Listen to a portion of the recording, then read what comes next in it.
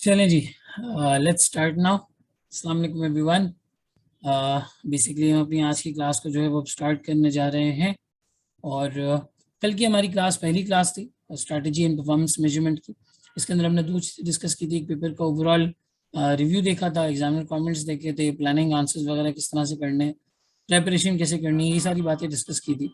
At the same time हमने एक सवाल देखा था एक आइडिया लेने के लिए कि यार किस तरह से ओवरऑल लेवल पे एक पेपर का स्टाइल हो सकता है या एक क्वेश्चन का स्टाइल हो सकता है। बहुत ज़्यादा हम इन डेप्थ किसी कॉन्सेप्ट में नहीं गए थे। हमने सिर्फ एक फाइनेंशियल परफॉर्मेंस मेजरमेंट किस तरह से होती है या उसका एक आउटलुक किस तरीके से होता है उसके बारे में कल एक बात की थी। अभी मैंने वो लेक्चर अपलोड भी कर दिया था, जिन लोगों ने रिकॉर्डिंग्स देखी होंगी वो भी इससे अवेयर होंगे। ठीक है, आज हम अपना एक पहला सब टॉपिक स्टार्ट करते हैं within the area of strategy, and that sub topic is basically thinking strategically.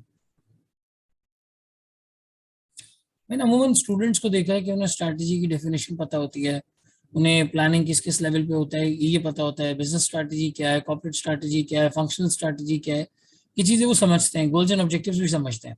लेकिन जब सवाल सामने आता है या कोई सवाल की सिचुएशन आती है तो वो ये नहीं सोच पाते कि यार इसको स्टार्ट कहाँ से करना है। कितने लोगों के साथ प्रायर उसमें एग्जाम्स में कभी थ्योरेटिकल सवाल के अंदर ऐसा हुआ है कि उन्हें समझ नहीं आ रहा हो कि स्टार्ट कहाँ से करें। हाँ भाई, नीड योर ओपिनियन। इस तरह की फीलिंग आ रही होती है कि बस हमें वो सिरा मिल जाए ना स्टार्ट वाला, कि यहाँ से स्टार्ट करना है तो उसके बाद फिर हम पूरा आंसर लिख लेंगे। कितने लोगों के साथ होता है ऐसा? मलिक इमरान कहते हैं yes sir in this attempt मेरे साथ हुआ है। सर्वर कहते हैं यस सर इट हैपेंस। बस ये दो ही लोग हैं। मैं इरफान अगेन इट हैपेंस। ये चीज़ें होती हैं, बिल्कुल आपकी बात सही है। सो सबसे पहले स्ट्रेटजी की डेफिनेशन में उन सारी चीज़ों में जाने से पहले या फॉर्मलिटीज को एज अ टॉपिक स्टार्ट करने से पहले हमें एक बर्ड्स आई व्यू लेना होगा कि स्ट्रैटेजी का पॉइंट ऑफ व्यू होता क्या है, किस तरह से आप स्ट्रैटेजी के पॉइंट ऑफ व्यू को जो है वो टेकअप करते हैं, और एक बंदे को, एक लीडर को, एक बिजनेस लीडर को या लेट्स से एक फाइनेंशियल एडवाइजर को किस तरीके से इसमें सोचना चाहिए। क्योंकि ये एसपीएम का जो सब्जेक्ट है ये आपको ट्रीट करता है as a financial consultant. Handwriting समझ ना आ रही हो, लिखने में कोई मसला हो तो मुझे बताना। या वो आपको ट्रीट कर रहा होता है as a CEO, head of business, head of planning, head of strategy, ये सारी चीजें। अब स्ट्रैटेजी के अंदर बहुत सारी चीजें आती हैं, लेकिन फ्रॉम अ थिंकिंग परस्पेक्टिव, सोचने के एतबार से, स्ट्रैटेजिकली सोचने के एतबार से, वो कौन सी ऐसी चीजें हैं जो हमें प्रैक्टिकली अपने जहन में रखनी चाहिए। ठीक है ना, कौन कौन सी चीजें हमें जहन में रखनी चाहिए। हम आम तौर पे अपनी करियर की स्ट्रैटेजी भी बनाते हुए आए। आप लोगों ने अपना एक स्टडी रूट चुना, एक तरीके से सीए जो है वो ज्वाइन किया, उसके बाद कई सारे पेपर्स निकाले, आज फाइनल लेवल पे पहुंचे, फर्म को ज्वाइन की। तो क्या मैं आपसे जब ये पूछूंगा यार आपका पूरी जिंदगी का मकसद सीए करना है, आप कहेंगे नहीं सर, सीए उसका एक रास्ता है, चार्टर्ड अकाउंटेंसी उसका एक रूट है। असल जो हमारा एंड ऑब्जेक्टिव है, जो हम एंड ऑब्जेक्टिव मीट करना चाहते हैं, वो तो एक रिफाइंड करियर है, एक रिवॉर्डिंग करियर है। अब अगर वो सीए में ना होता, किसी और फील्ड में होता, तो शायद हम उस वक्त वहां चले गए होते। लेकिन हमें उस वक्त अपने टाइम पे यहाँ नजर आया तो हम यहाँ पर आ गए। स्ट्रैटेजी बेसिकली उस रास्ते का नाम है जिसको आप अपने जहन में प्लान आउट करते हैं कि यार ये मेरा अल्टीमेट गोल है, ये मेरा अल्टीमेट ऑब्जेक्टिव है, ये मेरा अल्टीमेट मिशन है। यहाँ तक पहुंचने के लिए मुझे क्या स्ट्रैटेजी अपनानी होगी। अब अगर आप में से कोई ऐसा है या लेट्स से आपके घर में कोई ऐसा है जो बहुत ज्यादा क्रिएटिव स्टूडेंट है, आर्ट्स एंड क्राफ्ट्स में बहुत अच्छा है, अगर उसको आप खुदा ना खास्ता सीए की तरफ ले आएंगे तो उसका तो बेड़ा गर्क हो जाना है। वो कहेगा भाई मैं इस फील्ड का बंदा नहीं हूँ या इस फील्ड की खातून नहीं हूँ, मुझे जो है वो क्रिएटिविटी पसंद है, मैं arts and crafts, painting, DIYs इनकी तरफ ज्यादा अट्रैक्टेड हूँ, और आपने मुझे अकाउंटिंग और टैक्सी क्लास में जो है वो बिठा दिया है। वजह क्या है? वजह ये है कि उनकी कुछ कैरेक्टरिस्टिक्स डिफरेंट है।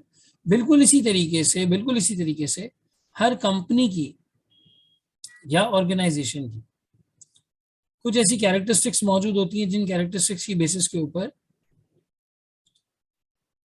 आप ओवरऑल लेवल पे कोई डिसीजन लेते हैं कि यार ये स्ट्रैटेजी इस कंपनी के लिए अच्छी होनी चाहिए, ये नहीं अच्छी होनी चाहिए। अब एक छोटी सी मिसाल है, और मैं सारी बातें इंशाल्लाह ताला हम प्रैक्टिकल एग्जांपल्स के साथ जो है वो चलेंगे। हमारे यहाँ पाकिस्तान में लॉन्ग स्टील के दो प्लेयर्स हैं। आगा स्टील आप लोगों ने नाम सुना होगा, अमरेली स्टील आप लोगों ने नाम सुना होगा। ये दोनों कंपनीज अल्हम्दुलिल्लाह लिस्टेड है, सही है। अगर मैं इन दोनों कंपनीज का मवाजना करता हूँ ना, तो आगा स्टील ने जो टेक्नोलॉजी इस्तेमाल की हुई है वो बहुत महंगी टेक्नोलॉजी है, बहुत महंगी। मशीनरी वगैरह जो उसने इस्तेमाल की है वो बहुत महंगी है, इक्विपमेंट काफी महंगा है, फैक्ट्री सेटअप में बहुत पैसा लगाया है उन्होंने। लेकिन इससे रिजल्ट क्या आ रहा है? इससे रिजल्ट ये आ रहा है इनका इनका ग्रॉस प्रॉफिट रेशियो अमरेली से बहुत बेहतर है। क्यों बेहतर है? क्योंकि इनकी इस मशीनरी में ऑपरेटिंग एक्सपेंडिचर कम से कम लगता है, क्योंकि उन्होंने एक दफा इतना बड़ा एक्सपेंडिचर कैपिटल कर लिया है और इतनी बेहतरीन क्वालिटी की चीज ये ले आए हैं कि इन्हें जो है वो बार बार अपनी मशीन की मेंटेनेंस और ओपिक्स के ऊपर इतना खर्चा नहीं करना पड़ता। अमरेली एज कम्पेयर टू दैट एक पुरानी टेक्नोलॉजी पे काम कर रहा है। अब वो सारे वो टेक्निकल टर्म्स में नहीं जा रहा, लेकिन ये फैक्चुअली है। तो अमरेली का अगर जीपी 8-10% कहीं पे आता है तो आगा का जीपी 20-22%, 24% आता है। फर्क सिर्फ ये है कि अभी आगा स्टील का रेवेन्यू इतना ज्यादा नहीं है जितना अमरेली का है, इतना मार्केट शेयर नहीं है जितना अमरेली का है। एक दिन आएगा जब आगा स्टील इतना रेवेन्यू अर्न करना शुरू हो जाएगा, या इतना मार्केट शेयर जो ऑब्टेन करना शुरू हो जाएगा, तो फिर समझ में आएगी बात कि यार जीपी आगा स्टील का बेहतर है। लाख रुपए का स्टील दोनों बेचेंगे, लेकिन आगा को उसमें 24,000 रुपए का ग्रॉस प्रॉफिट होगा, अमरेली को 10,000 होगा, रेवेन्यू दोनों का बराबर होगा। क्लियर सेंस में कंपटीशन परस्पेक्टिव से आगा ने आगे निकल जाना है प्रॉफिटेबिलिटी टर्म्स में। बेशक दोनों बराबर बेचे, बेशक दोनों की क्वांटिटी बराबर हो, मार्केट दोनों की बस 50-50 हो, लेकिन प्रॉफिटेबिलिटी टर्म्स में जो स्ट्रैटेजी इन्होंने अपनाई वो बहरहाल अपने आप में जो है बेहतरीन स्ट्रैटेजी। इसी तरीके से हम दूसरी इस तरह की कंपनीज को पिकअप कर सकते हैं। हर सेक्टर में अपनी अपनी स्ट्रैटेजीज होती हैं। अभी रिसेंटली एजीपी फार्मा ने या बेसिकली ओबीएस ग्रुप ने अपने एक बहुत बड़े पोर्टफोलियो को डाइवेस्ट किया।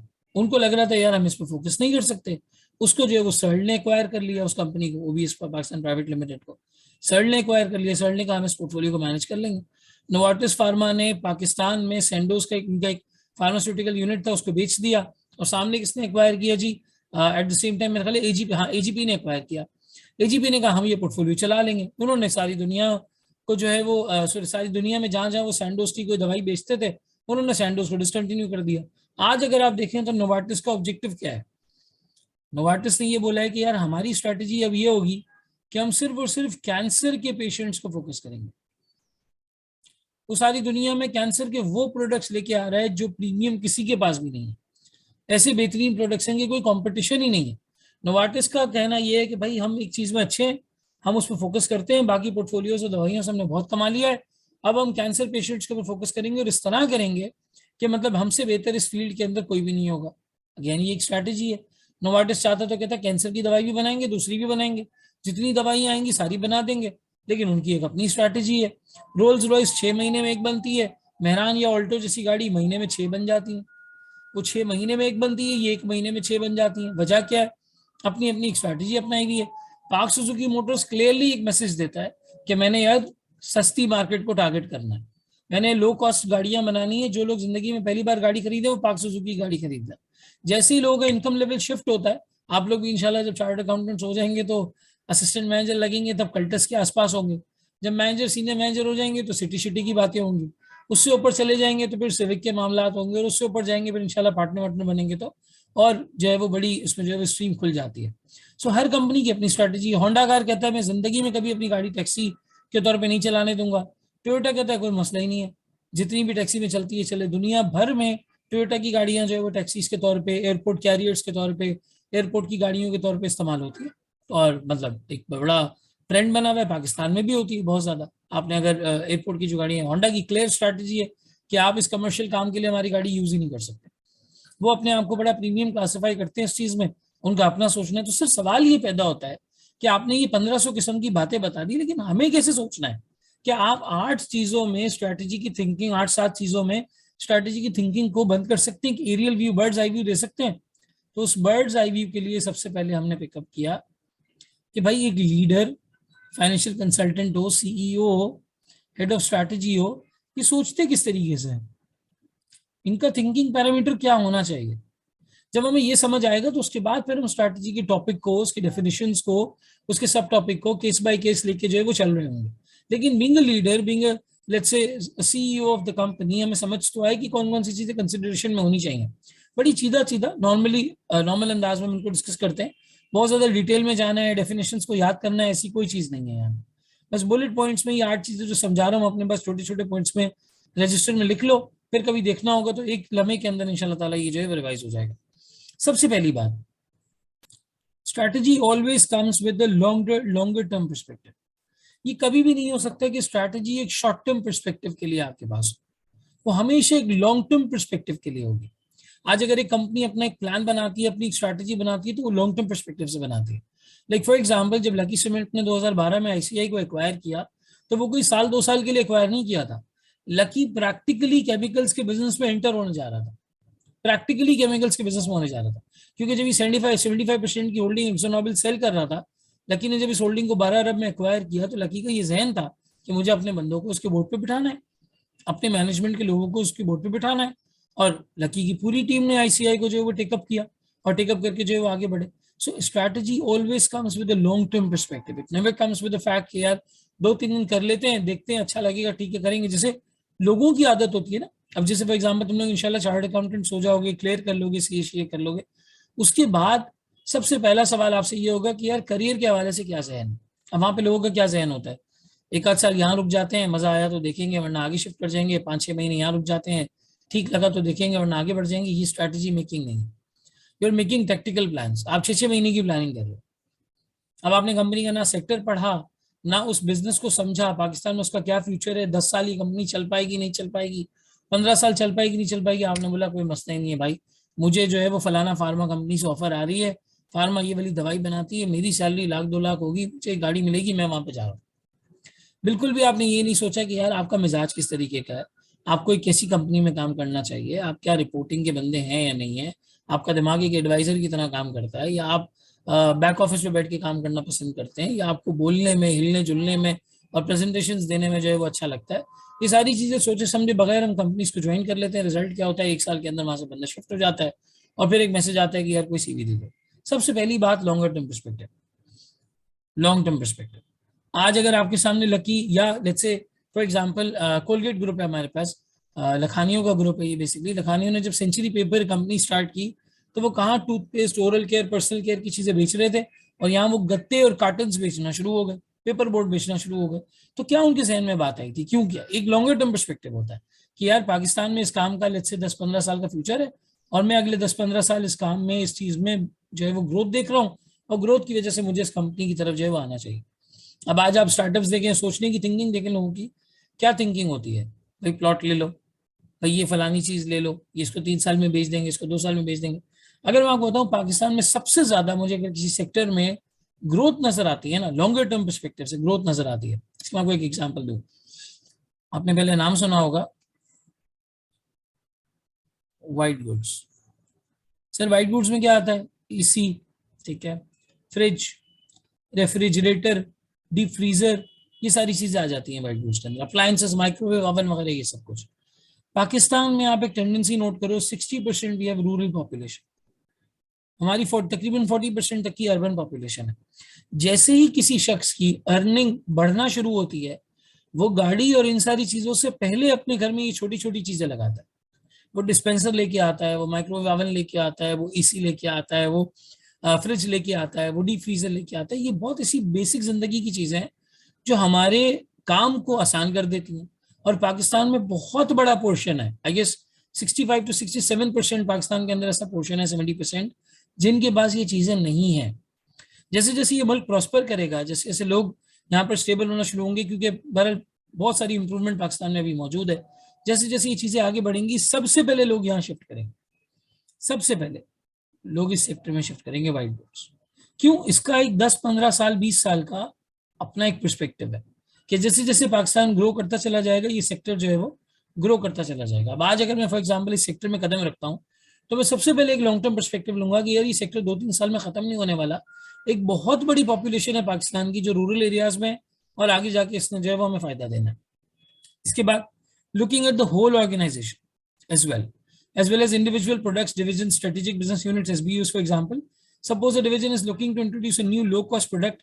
How could this affect sales of other company products that are currently marketed as high-quality luxury items? आप अगर कोई चीज लेकर आ रहे हैं तो आपने पूरा पर्सपेक्टिव देखना है कि भाई मेरी पूरी ऑर्गेनाइजेशन को इसका क्या इफेक्ट होगा।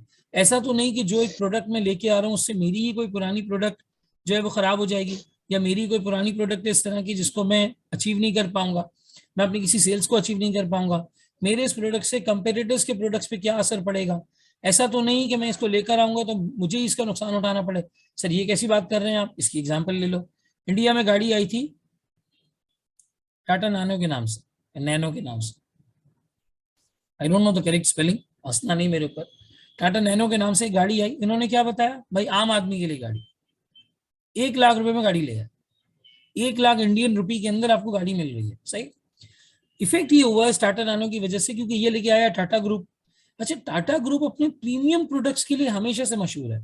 सॉफ्टवेयर में टाटा बैठा हुआ है, इंफ्रास्ट्रक्चर में टाटा बैठा हुआ है, ऑयल एंड गैस में टाटा बैठा हुआ है, इस तरह के होम कंज्यूमर गुड्स के अंदर टाटा की कंपनीज है। अकेला टाटा कंसल्टेंसी सर्विसेज जो पेरेंट कंपनी है टाटा ग्रुप की, इसकी जो मार्केट कैपिटलाइजेशन है वो हमारे पूरे स्टॉक एक्सचेंज से ज्यादा है, पूरे स्टॉक एक्सचेंज से ज्यादा है। और ये रतन टाटा का इतना जबरदस्त करिश्मा है और इतनी कैरिस्मेटिक पर्सनैलिटी, पूरा इंडिया इसको किसी खुदा की तरह पूछता है, मतलब मिजाजी खुदा की तरह पूरा इंडिया जो है उसको पूछता है। और इसने अपना कैरेक्टर बनाया हुआ भी ऐसे, आप कभी पढ़ेंगे जिंदगी में, कभी धोखे वोके खा लो और परेशानियां आ जाएं कि भाई अब तो बस वादे वसीले खत्म हुए, जिन्होंने वादे किए थे वो चले गए, और खुदकुशी जैसा महसूस हो रहा है ना, तो कभी ये टाटा के बारे में पढ़ लेना। आपको महसूस होगा कि दुनिया में और भी इंटरेस्टिंग चीजें जिनके बारे में पढ़ा जा सकता है। अब ये टाटा नानो गाड़ी लेके आए, गाड़ी लाने की वजह से हुआ ये कि इतने बड़े ब्रांड के साथ एक सस्ती गाड़ी का लेबल चिपक गया। इसको लोगों ने न्यूज़पेपर में मार्केट किया चीप कार के नाम से। चीप कार के नाम से मार्केट किया, और इनकी वो हालत हुई जो अगर आज आप में से कोई जाके मोबाइल की दुकान पे 5S मांगे कि मुझे आईफोन 5S दे दो, तो वो बंदा कहेगा भाई आप ओप्पो के पैसे लेके आए और आपको आईफोन चाहिए, इसलिए शायद आप इस दौर में 5S और 6S मांग रहे हैं। हालांकि जनरेशन 13 पे चली गई है। यही इनकी गाड़ी के साथ हुआ। जब टाटा नानो कोई गाड़ी खरीदता तो लोग कहते यार इसके पास बाइक के पैसे थे, ये गाड़ी पर आ गया। हालांकि इंडिया और पाकिस्तान में गाड़ी रखना एक स्टेटस सिंबल है। यहाँ पर लोग इमोशन के साथ गाड़ी को अटैच करते हैं, जज्बात के साथ अटैच करते हैं। नई गाड़ी आती है तो घर में उसकी एक सेलिब्रेशन होती है, ये होती है, सारी चीजें होती हैं। पाकिस्तान, इंडिया, बांग्लादेश, नेपाल, भूटान, श्रीलंका, मालदीव, ये साउथ एशिया जितना भी, ये सब जगह ये टेंडेंसी है कि गाड़ी होना एक स्टेटस सिंबल है। और लोग बहुत सेक्रीफाइस कर देते हैं कि नहीं बस मैं इसको चलाऊंगा, इसके ओवरहेड्स इनकर करूंगा, चाहे मेरे पास कुछ बचे ना बचे, गाड़ी होनी चाहिए। इतना सा आदमी होता है, इतनी बड़ी गाड़ी होती है, ट्रैफिक बार बहुत ज्यादा, उसकी वजह से बढ़ जाता है। इनकी गाड़ी हो गई चीप कार मशहूर। इन्होंने ये सोचा ही नहीं कि भाई हम पूरे ग्रुप में क्या क्या बेच रहे हैं और हम लाख रुपए की गाड़ी लेके आए। हालांकि इनकी नीयत बहुत अच्छी थी, इनकी नीयत बहुत अच्छी थी कि हम इंडिया में एक आम आदमी के लिए गाड़ी अवेलेबल कर देंगे। लेकिन इनका जो ब्रांड इमेज बना वो चीप कार के नाम से बना। एक वक्त आया लोगों ने इनकी गाड़ी सिर्फ इसलिए छोड़ दी कि यार अगर ये खरीदेंगे तो लोग बोलेंगे गाड़ी लेने के पैसे नहीं थे, इसीलिए टाटा नानो ले ली। ये कभी भी टूट जाएगी, कभी भी इसका एक्सीडेंट हो जाएगा, इसमें कोई सेफ्टी नहीं है, इस तरह की बातें मशहूर हो गई। उन्होंने अपनी एग्जिस्टिंग इमेज को नहीं देखा कि वो क्या है, और वो 1 लाख रुपए की गाड़ी लेकर आ गए। वजह क्या हुई फिर आगे जाके, इन्हें इसको डिसकंटिन्यू करना पड़ा।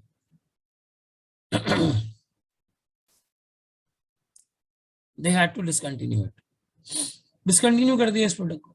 तो आप अपनी पूरी ऑर्गेनाइजेशन को देखें, फिर उसके बाद अपनी डायरेक्शन कि भाई अगर एक प्रोडक्ट में मैं जा रहा हूँ या एक पर्टिकुलर चीज को अगर मैं स्टार्ट कर रहा हूँ तो उसकी डायरेक्शन क्या है, मैं कहाँ देखता हूँ इसको। Direction of the whole organisation integrating its activities.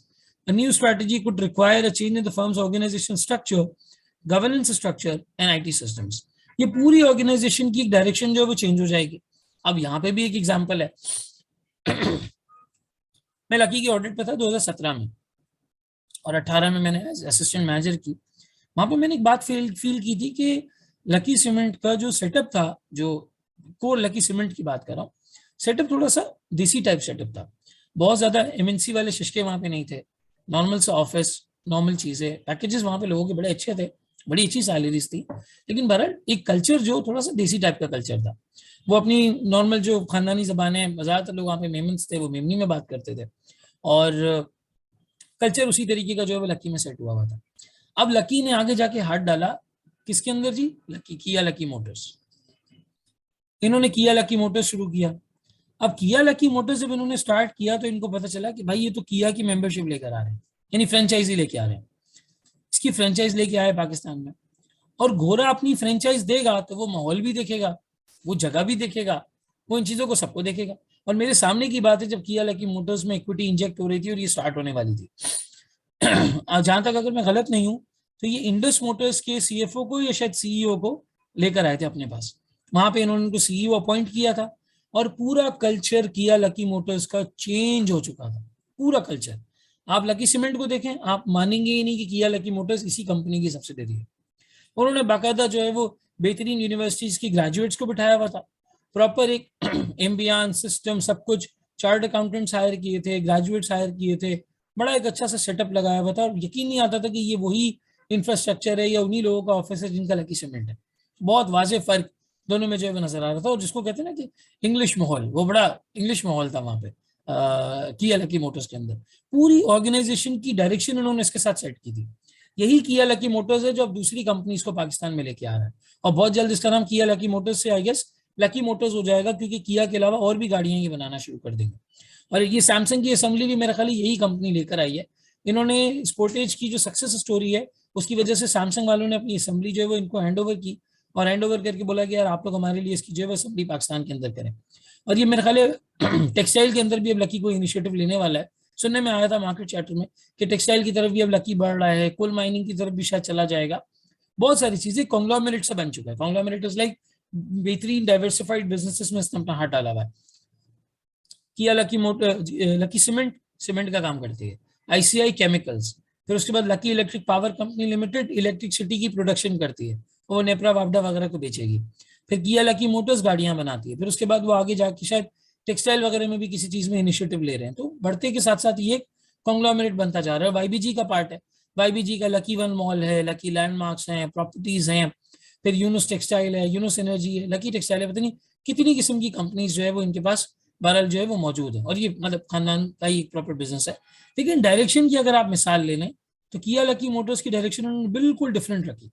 Systems, infrastructure, लोग, बात करने का तरीका, अंदाज, किस तरीके से बिजनेस चलेगा, इवन ऑडिटर्स, सब कुछ डिफरेंट था। डायरेक्शन ही अलग सेट की।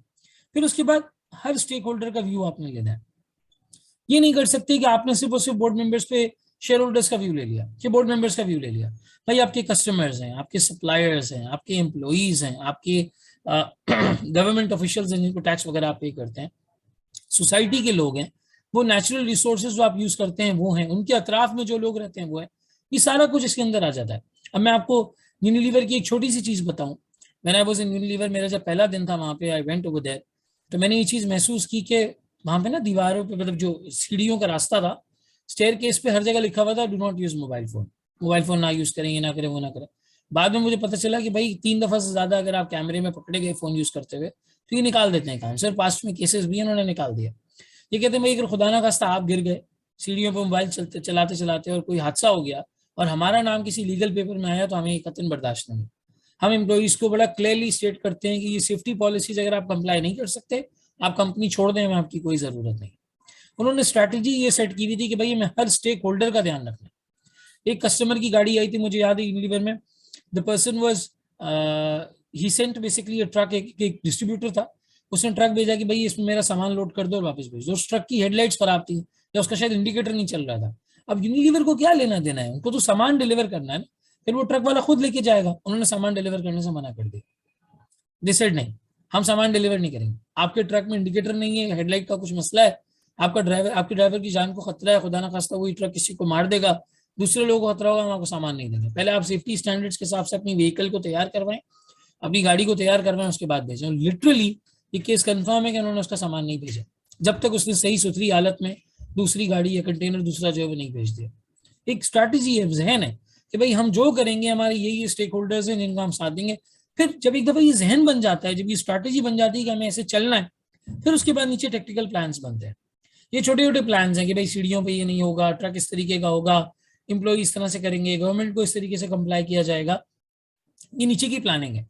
ऊपर एक जहन बना हुआ है स्ट्रैटेजिकली कि यार हमने एक लीडिंग ऑर्गेनाइजेशन के तौर पे सामने आना है, और पाकिस्तान में जितने लोग जिनसे हमारा कोई ताल्लुक पड़ता है, जिससे हमें इफेक्ट हो सकता है, उनको हमसे इफेक्ट हो सकता है, हम उनके लिए काम करेंगे। कोविड में इन्होंने मेरे ख्याल 200 मिलियन का फंड भी दिया था डोनेशन का सैलानी वेलफेयर ट्रस्ट को, जो उस वक्त अनाज और इस सारे मामला के लिए काम कर रही थी, क्योंकि बहुत सारे लोगों की नौकरियां और काम धंधे जो है चले गए थे। सही बार ऑल स्टेक होल्डर्स का पर्सपेक्टिव हो गया। फिर आप अपनी रिसोर्स को एनालाइज करो, आपके पास क्या मौजूद है। अब कंपनी फॉर एग्जांपल पाकिस्तान में अगर उसके पास रिसोर्सेज एग्रीकल्चर के ज्यादा अच्छे हैं, या फैब्रिक के ज्यादा अच्छे हैं, या इस तरह की कोई और चीज है, तो आप उस पर फोकस करो। अभी अगर आप देखें ना, पाकिस्तान एज ए कंट्री हमारे पास टेक्नोलॉजी के इतने ज्यादा रिसोर्सेज नहीं है। अब अगर कोई शख्स है वो अमेरिका से पढ़ वगैरह के आता है या बाहर से कुछ करके आता है, बहुत सारे रिसोर्सेज या बहुत सारी नॉलेज या बहुत सारी ऐसी चीजें वो यहाँ पे लेके आया है, और अब वो पाकिस्तान में इस चीज को लॉन्च करना चाह रहा है, तो वो सबसे पहले लॉन्ग टर्म परस्पेक्टिव देखे कि यार पाकिस्तान में as a long term perspective IT को कहाँ देखता है। फिर वो देखे कि भाई मेरी पूरी ऑर्गेनाइजेशन में अगर मैं काम शुरू करता हूँ जैसे मैं अभी एक अलग सेक्टर में काम कर रहा हूँ, मैं टेक्नोलॉजी, इंफॉर्मेशन टेक्नोलॉजी की तरफ जा रहा हूँ, तो क्या फर्क पड़ेगा, मुझे पूरी ऑर्गेनाइजेशन का डायरेक्शन क्या सेट करना है, मेरे पास सारे स्टेक होल्डर्स का व्यू क्या होगा, मेरे पास इसकी रिसोर्सेज हैं या नहीं है। अब मैं आपको एक छोटी सी एग्जांपल दूं इसी की रिसोर्सेज की। यूनिलीवर पाकिस्तान रिटेल इंडस्ट्री है, रिटेलर्स के थ्रू अपना सामान बेचता था, सही, और इनफैक्ट बेचता है। डिस्ट्रीब्यूटर्स जो है रिटेलर्स के दुकानों पर सामान रखवाते हैं, इम्तियाज हो गया, नाहिद हो गया, जनरल स्टोर्स हो गए, वहां पे आपको यूनिलीवर पर सामान मिल जाएगा। जैसे जैसे इन्होंने देखा कि ऑनलाइन और ई कॉमर्स आता चला जा रहा है, दुनिया में आता चला जा रहा है, तब हमारे पास इतने रिसोर्सेज वगैरह नहीं थे।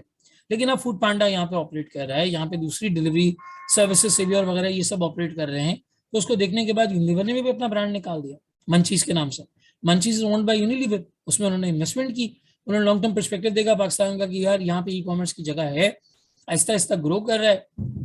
पूरी ऑर्गेनाइजेशन मंचीज की बिल्कुल एक अलग कंपनी बन गई, बिल्कुल एक अलग कंपनी बन गई, अलग कंपनी, अलग थिंकिंग, अलग स्ट्रैटेजी, सब कुछ बिल्कुल डिफरेंट।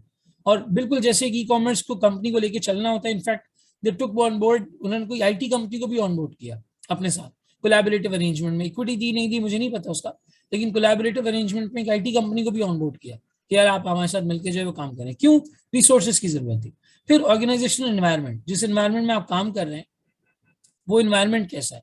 आज अगर आप पाकिस्तान में देखें, ये पॉइंट पढ़ लेते हैं, relating the organization to its environments, all strategies need to be positioned in respect of what is happening within markets, key trends, activities of competitors and so on. इसकी बेहतरीन एग्जांपल है एक्सट्रीम कॉमर्स। जब Amazon दुनिया में मकबूल हो गया और पाकिस्तान में थोड़ा थोड़ा आना शुरू हुआ, एक्सट्रीम कॉमर्स वालों ने एक वर्चुअल यूनिवर्सिटी बना दी।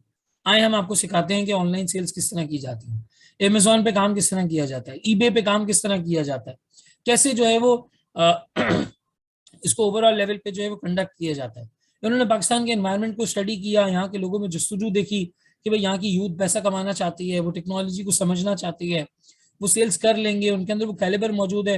एक्सट्रीम कॉमर्स ने राइट टाइम पे एंट्री ली, एक पर्सपेक्टिव डेवलप किया कि भाई 10-15 साल इस मार्केट के हैं, अपनी ऑर्गेनाइजेशन उसी हिसाब से सेटअप की, अपने सेमिनार्स वेबिनार्स उसी तरीके से किए, लैंग्वेज बॉडी लैंग्वेज उसी तरीके की रखी, भाई सिस्टम्स अडॉप्ट किए, टीम्स बनाई, लोगों को हायर किया, जूम की टेक्नोलॉजी इस्तेमाल की क्लासेस लेने के लिए कि भाई बहुत ज्यादा लोग ट्रैवल नहीं कर सकते, पाकिस्तान में ट्रैफिक बहुत बड़ा मसला है, कराची में खासतौर पर बहुत बड़ा मसला है ट्रैफिक, लोग नहीं कर पाएंगे ट्रैवल, ले आओ ऑनलाइन, ले आओ हर चीज, यूट्यूब पे ले आओ, जूम पे ले आओ, वेबिनार्स करो, बूट कैंप्स करो, सारा कुछ उन्होंने ऑनलाइन किया। क्यों? क्योंकि उन्होंने यहाँ के एनवायरनमेंट को स्टडी किया, देखा यार एक चीज ट्रेंड कर रही है, एक्टिविटीज आ रही हैं और कोई कंपटीशन नहीं है, हमारे पास कंपेरेटिव एडवांटेज है। अब एक्सट्रीम कॉमर्स वाले के पास कंपेरेटिव एडवांटेज क्या था? उनके पास कंपेरेटिव एडवांटेज ये था बेसिकली कि उनका जो बंदा था, ये जो सनी अली जिनका नाम है, जो फाउंडर है इसके एक्सट्रीम कॉमर्स के, ये बाहर इस चीज को सर्व कर चुके थे। बाहर उन्होंने टेक्नोलॉजी से रिलेटेड बहुत सारी कंपनीज बनाई थी, बहुत सारा ई कॉमर्स का काम किया था, खुद अपने हाथ से किया था, और उनको पता था यार पाकिस्तान में ये चीज ट्रेंड कर रही है, लेकिन अभी कोई मास्टर नहीं है इस चीज को सिखाने के लिए। तो उन्होंने बोला यार let's become the master and teach them how to do it. तो स्ट्रेटेजी के अंदर सिर्फ और सिर्फ रटी रटाई डेफिनेशंस नहीं याद करो, एग्जाम्पल्स से चीजें याद करो, एग्जाम्पल्स होनी चाहिए आपके पास। कंपेरेटिव एडवांटेज एक्सट्रीम कॉमर्स के पास था क्योंकि उनका फाउंडर बाहरी काम करके आया था, एनवायरनमेंट उन्होंने पाकिस्तान के अंदर स्टडी किया था, रिसोर्सेज की एग्जाम्पल मैंने आपको दी, स्टेक होल्डर्स की दी, ऑर्गेनाइजेशन की डायरेक्शन की दी कि कैसे एक कंपनी का कल्चर पूरा चेंज कर दिया उसने। यानी यार सीमेंट वाला कल्चर यहाँ पे नहीं लेके आना है, सीमेंट में जैसे हम लोगों से डील करते हैं यहाँ नहीं डील कर सकते, इसको हमें एक मल्टीनेशनल कंपनी की एफिलिएशन वाला टच देना है और उसी तरीके से काम करना है। आज आपके सामने कुलाची is basically known for its customer service, वो बिल्कुल मतलब अपनी कस्टमर सर्विस के लिए पहचाना जाता है, बड़ा अच्छे तरीके से वो आपको ट्रीट करते हैं। खैर वहाँ पे वेटिंग होती है, उसमें मसाइल होते हैं, लेकिन आपका ऑर्डर लेना, खाना पीना, आके पूछेंगे कोई मसला तो नहीं है, कोई इशू तो नहीं है, और फिर उसके बाद एंड में आपका फीडबैक लेंगे, बड़ा अच्छा टेस्ट, बड़ा अच्छा खाना, तो डिलीवरी एवरीथिंग इज गुड। चाहे ओशन टावर पर आप चले जाएं या दो दरिया वाले एरिया में चले जाएं, कराची स्पेसिफिक बात कर रहा हूँ, जो स्टूडेंट्स कराची के नहीं होंगे वो रिलेट नहीं कर पा रहे होंगे, लेकिन उन्होंने क्या अपनी ऑर्गेनाइजेशन को डायरेक्शन पूरा उसी तरीके से दिया, अपना पर्सपेक्टिव वैसे ही बनाया है। सोच यही है दिमाग में कि भाई हमें हर गली में 12 रेस्टोरेंट नहीं खोलने। आज तक कुलाची ने बहुत ज्यादा अपनी फ्रेंचाइजेस नहीं दी, अपनी ब्रांचेस बहुत ज्यादा ओपन नहीं की, अगर नहीं यार हमें पूरे पूरे कराची को एक वक्त में खाना नहीं खिलाना, हमने नीश टारगेट करनी है और उसके लिए ऐसी प्रीमियम क्वालिटी सर्विस देनी है कि कस्टमर्स रिपीट होकर हमारे पास आए। उनका एक जहन है और उसी तरीके से चल रहा है। सो स्ट्रैटेजी के अंदर ये सारी चीजें आती हैं, लॉन्ग टर्म पर्सपेक्टिव, ऑर्गेनाइजेशन का पूरा व्यू, उसकी डायरेक्शन, आपके पास क्या रिसोर्सेज हैं, आप क्या कर सकते हैं, आप किस चीज की केपेबल है और आपका कंपटीशन कितना तेज है उस चीज में। आपकी कंपटीशन के पास क्या कंपेरेटिव एडवांटेज है इसके अंदर? कंपेरेटिव एडवांटेज कोई भी नहीं है, ठीक है यार, आप आज स्टार्ट कर सकते हैं। कंपेरेटिव एडवांटेज मौजूद है, आप नहीं कर सकते। जैसे इस वक्त पाकिस्तान में इंफॉर्मेशन टेक्नोलॉजी का जो सेक्टर है और एजुकेशन परस्पेक्टिव से वो बहुत ज्यादा तेजी से आगे बढ़ रहा है। यहाँ लोग डिग्री अभी आई नहीं होती, 2-2.5 साल होते हैं पढ़े हुए यूनिवर्सिटीज के अंदर स्टूडेंट्स को, और वो फ्रीलांसिंग कर रहे होते। फ्रीलांसिंग करके किसी को $1000 महीना मिल रहा है, किसी को $800, किसी को 1200, किसी को 1500। लेकिन बहरहाल ये फ्रीलांसिंग का करियर भी बनाते बनाते साल लग जाता है। अब इतना आसान नहीं है कि आप फाइवर पे लॉग इन करोगे और अगले दिन से आपको असाइनमेंट्स मिलना शुरू हो जाएंगे, वक्त लगता है बहरहाल इसके साथ। So this was about the overall perspective कि यार स्ट्रेटेजिकली जब आप कहते हैं कि सोचते कैसे हैं, तो वो सोचने का पर्सपेक्टिव है। अब सर आपने इतनी लंबी बात कर दी, क्या इस पे कोई केस स्टडी है? बिल्कुल, एक सवाल मैं यहाँ पे लेके आया हूँ, इसको हम डिस्कस करेंगे, बुलेट पॉइंट्स बनाएंगे इसके, और फिर उसके बाद जो है वो बात को आगे बढ़ाएंगे। उससे पहले तुम लोगों का अगर कोई सवाल है किसी हवाले से तो चैट पे लिख दो, तब तक मैं जो है वो थोड़ा सा पानी पी लूँ।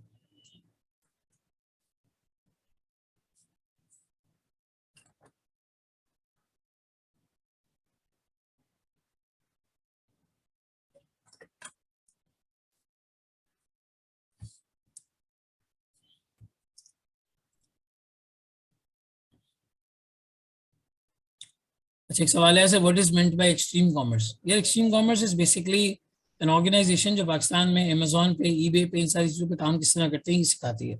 सो मुझे लगा आपको पता होगा, काफ़ी मशहूर ऑर्गेनाइजेशन है। आज सर्च कीजिएगा तो आपको काफ़ी इंस्पिरेशन मिलेगी कि एक बंदे ने बड़ा कामयाब काम किया है पाकिस्तान के लिए। ईमन कहती हैं सर ये हैंडआउट्स आपकी बुक में भी होंगे? बिल्कुल ऐसे ही बुक में भी होंगे, इसी सीक्वेंस में होंगे। जब इंशाल्लाह आपको बुक मिलेगी तो सारी चीज़ें उसके अंदर मौजूद होंगी, कोई भी चीज़ आपको अननोन नहीं लगेगी, मैं नेविगेट भी करवा दूंगा, उसको डिज़ाइन ही कर रहा हूँ Bharat. Sir please briefly define comparative advantage. Comparative advantage का मतलब है कि आप किस चीज में बहुत अच्छे हैं। जैसे वो जो चार्ल्स डार्विन की थ्योरी थी ना, जिराफ वाली, छोटे जिराफ और बड़े जिराफ, उन्होंने कहा जी जमीन पे जब घास खत्म हो गई तो दरख्त पे जो घास थी वो सिर्फ वो लोग खा सकते, वो जिराफ खा सकते थे जिनका कद लंबा था। तो बेसिकली उस जिराफ के पास एक कंपेरेटिव एडवांटेज था, उसका लंबा कद एक कंपेरेटिव एडवांटेज था उसके पास, जिसकी वजह से वो उस वक्त कामयाब हुआ। और जो छोटे जिराफ थे उनकी जनरेशन या उनकी जो नस्ल थी वो पूरी तरीके से खत्म हो गई।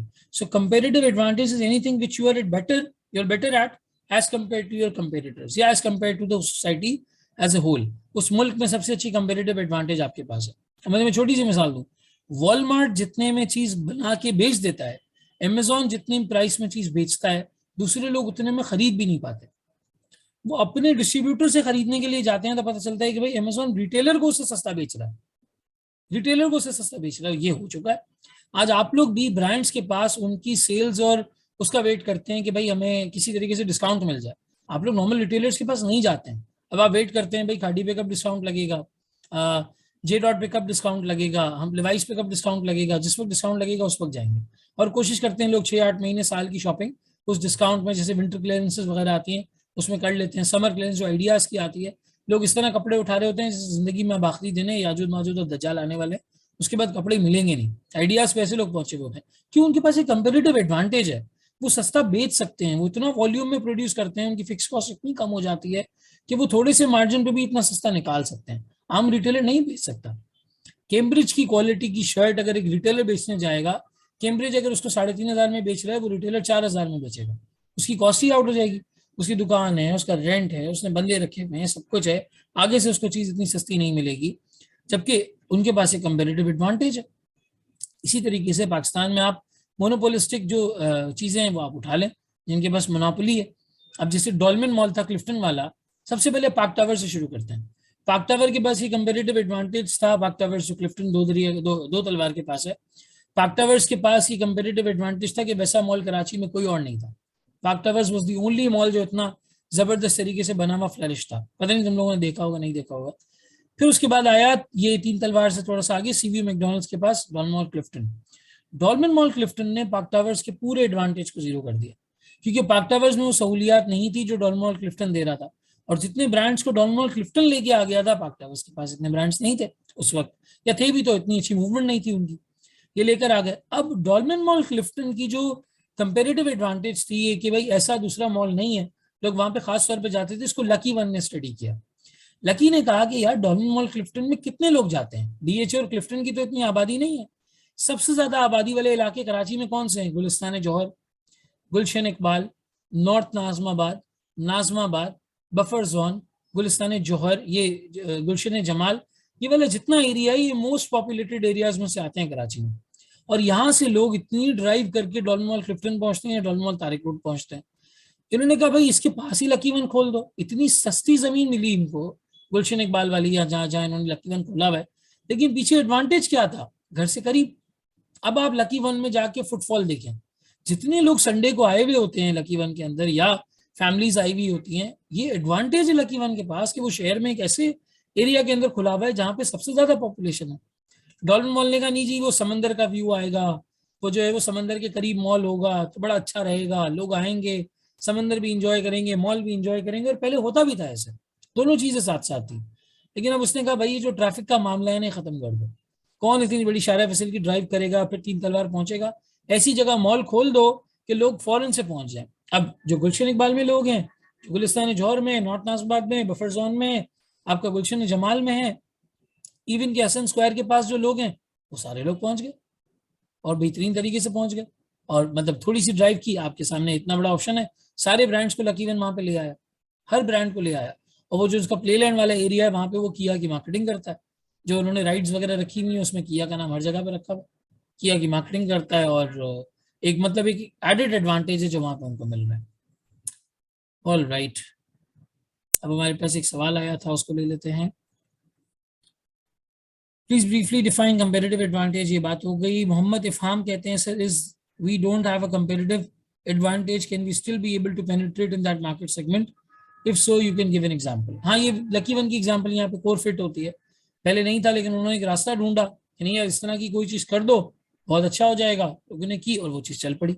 यही चीज फूड पांडा की थी। फूड पांडा के पास बहुत बड़ी टीम, एक डिलीवरी की पूरी एक टीम थी, उनका एक क्रू था, लेकिन और किसी ने इस तरह का काम सोचा नहीं था।